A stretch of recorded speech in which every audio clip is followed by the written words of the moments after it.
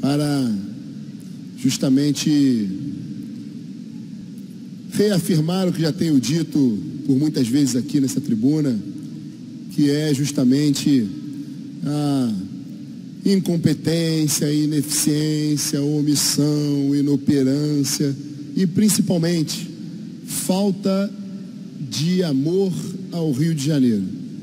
Antes de mais nada, para que o chefe do executivo consiga desempenhar o seu mistério, a sua tarefa, ele precisa ter um mínimo de zelo, de apreço, de carinho, de amor pela cidade ou pelo estado que ele administra.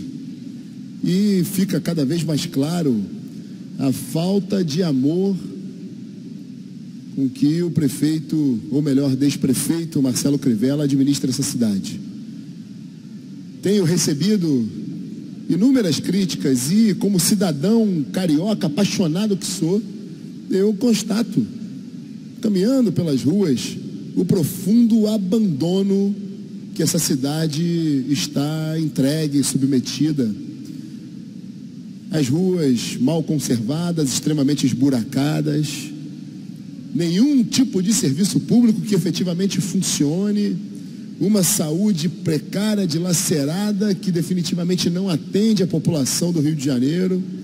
Mais do que isso, uma educação que deveria ser uma educação básica, porta de entrada da capacitação e principalmente de forma emancipadora preparar as nossas crianças e nossos jovens para o mercado competitivo, o árduo mercado de trabalho e, infelizmente, de péssima qualidade também. Não me surpreende que essa profunda falta de zelo pela qual atravessamos a pior gestão na Prefeitura do Rio de Janeiro não permita, por exemplo, como disse há pouco nesse plenário, que uma guarda municipal efetivamente combata, enfrente a criminalidade como deveria. Uma guarda municipal que é incapaz de combater o mais corriqueiro, o mais banal e o de menor potencial ofensivo, o delito. Que tenho convicção, liberaria a nossa Polícia Militar para combater outros crimes. Percebo uma profunda falácia quando, por exemplo, e até, eu diria, uma certa ponta de inveja, porque observamos, por exemplo, que o programa copiado do bem-sucedido programa do governo do estado, Segurança Presente, tentaram implementar um modelo ali em Copacabana que, por definitivo, não tem resultado algum. Se observarmos, por exemplo, dentre aqueles bairros que tem o programa de Segurança Presente funcionando, claramente observamos que no bairro de Copacabana os números não demonstram qualquer efetividade ao programa.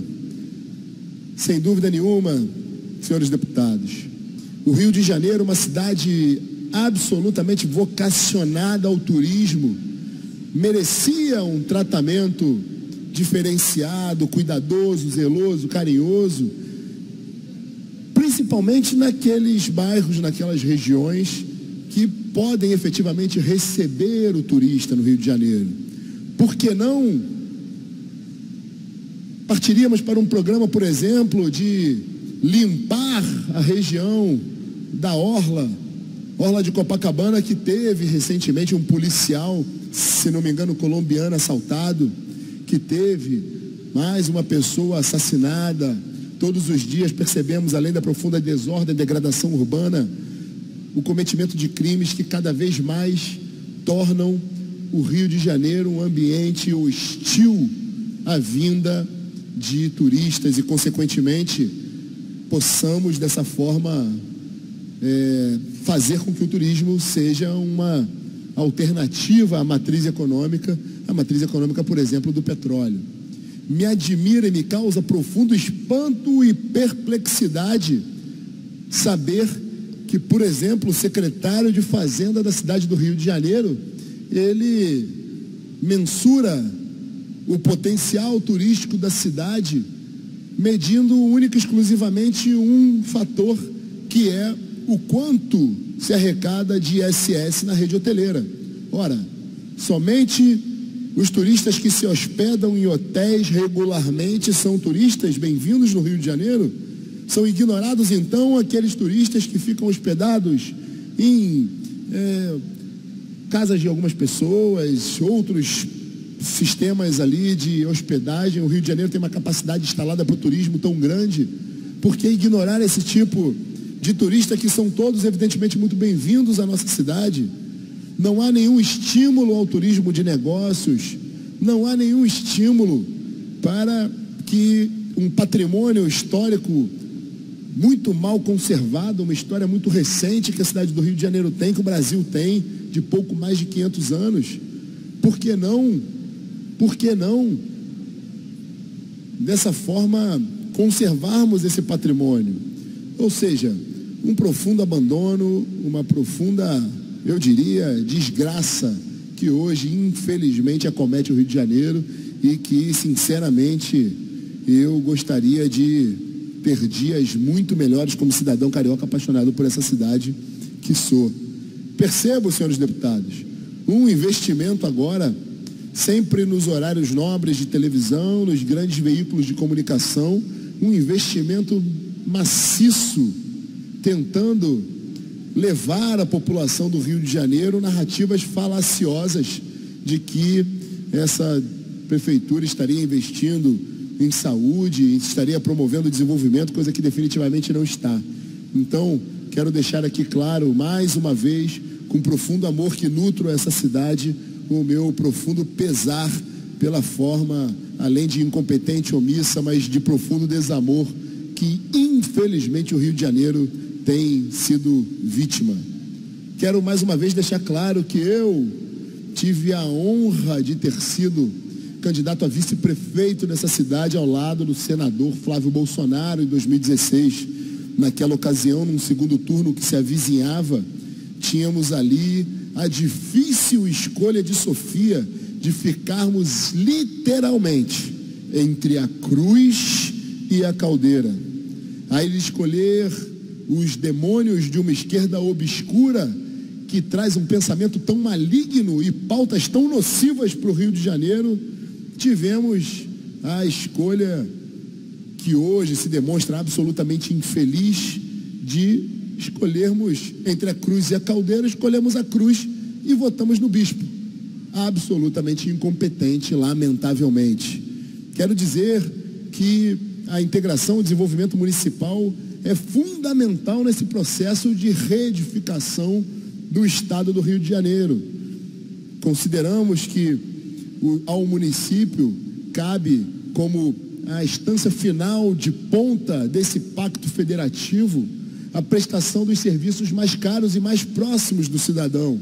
Cabe ao município a educação primária, cabe ao município a saúde básica, cabe sim ao município zelar pelas vias, zelar pela ordem urbana, e é isso que nós percebemos, uma profunda, além de transgressão, mas um profundo abandono na cidade do Rio de Janeiro.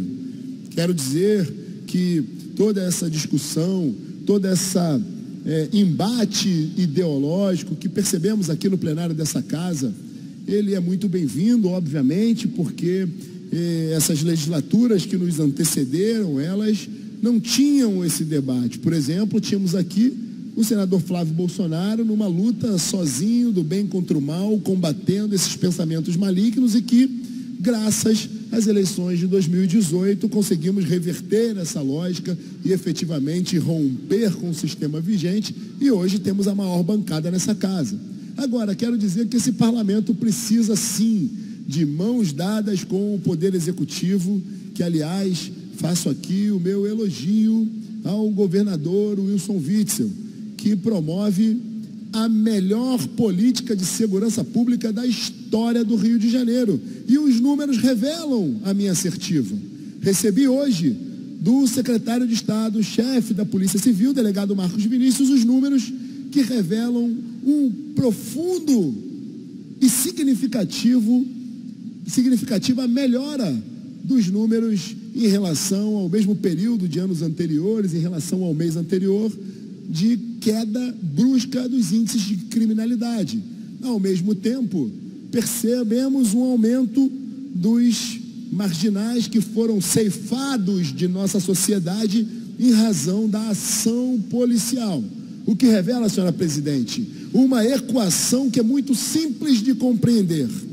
Quando a polícia efetivamente ceifa bandidos marginais da sociedade, cancela CPFs, por outro lado, a criminalidade cai, o número de policiais, de valentes policiais que infelizmente tombam nesse combate também diminui, e o resultado é muito claro: uma sensação de paz e tranquilidade para a tão sonhada restauração da ordem e da paz no estado do Rio de Janeiro.